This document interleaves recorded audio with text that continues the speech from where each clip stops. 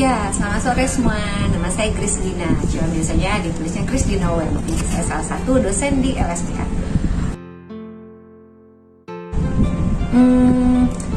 Biasanya berawal dari saya sekarang sekali nonton film. Jadi biasanya dibandingkan baca buku lebih suka nonton film. Jadi terinspirasinya biasanya awalnya dari film gitu ya. Kemudian baru mencari bukunya dan membaca. Biasanya dari situ sih inspirasinya kayak ini lebih bagus juga ya kita bisa nulis sesuatu. Itu bisa juga terkadang diajak sama teman-teman kayak ini ada nih kita mau nulis sesuatu nih, kira-kira mau apa enggak gitu ya, atau menarik apa enggak. Nah itu buat saya kadang-kadang itu jadi trigger gitu. Biasanya by research dulu pasti ya. Jadi kalau kita nulis itu ketika kita punya banyak knowledge di kepala kita, biasanya itu kita nulisnya akan lebih gampang. Jadi biasanya kalau kita mau nulis sesuatu atau saya mau nulis sesuatu, biasanya saya akan observasi cukup panjang gitu. Saya memperhatikan banyak hal, saya baca, saya ngeliatin. Nah itu jadi modal awal untuk saya coret-coret dulu, bisa bikin mind mapping itu coret-coret supaya kita muncul sebenarnya kita bisa mulai menulis dari mana gitu. Banyak tantangannya tuh terutama adalah pengen cepat selesai ya, padahal sebetulnya ada kata yang harus jumlah kata yang harus dipenuhi, jumlah halaman yang harus dipenuhi. Nah tapi kadang-kadang kita sudah terlalu excited gitu, jadi pengennya cepat-cepat selesai dan berpikir orang itu ngerti apa yang kita tuliskan. Jadi ketika dibaca lagi ternyata sebenarnya orang nggak mengerti itu gitu, artinya kita harus bikin lagi lebih detail gitu ya. Nah tantangan buat saya adalah itu. Nah biasanya yang saya lakukan adalah saya membaca lagi apa yang sudah saya tulis, biasanya itu akan saya edit lagi. Nanti kayak orang nggak ngerti dia di part ini, saya tambahkan lagi, saya bikin buat detail. Tapi biasanya di awal adalah saya menulis agak terlalu singkat biasanya gitu. Nah itu dia, buku itu harus tertib banget.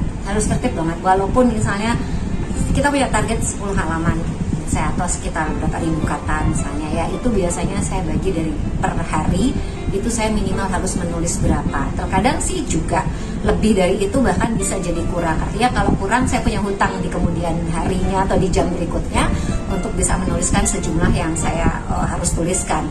Biasanya sih pakai timeline seperti itu cukup menolong gitu ya untuk bisa dapat memanage waktu kita dosen-dosen di antara segala macam kehirup pikukannya gitu. Itu sangat membantu, paling tidak itu buat saya membantu sih. Tantangan khususnya ada ketika kata-katanya habis ya, jadi kayak mau nulis lagi tapi kata-katanya udah habis, sementara kita sudah menggunakan kosakata itu misalnya berulang-ulang gitu ya.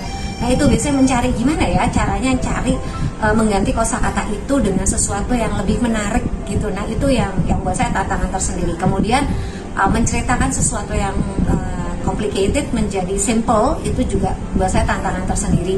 Gimana membuat sesuatu itu menjadi lebih mudah dimengerti dan menarik untuk orang baca. Gimana untuk mengatasinya, sebenarnya baca sih, banyak baca gitu. Jadi mulai dari saya baca komik, baca novel fiksi, kemudian novel-novel lain yang menurut saya bahasanya bagus gitu ya. Dari situ sih sebenarnya banyak belajar gimana sih sebetulnya cara menuliskan sesuatu yang tadi rumit itu menjadi sesuatu yang lebih singkat.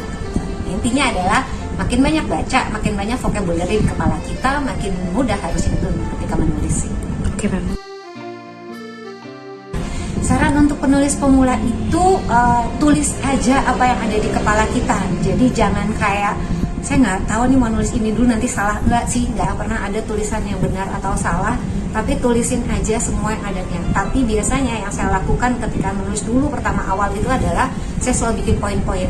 Saya bikin satu poin itu akan mewakili bisa 1, bisa sampai 2, sampai 3 paragraf.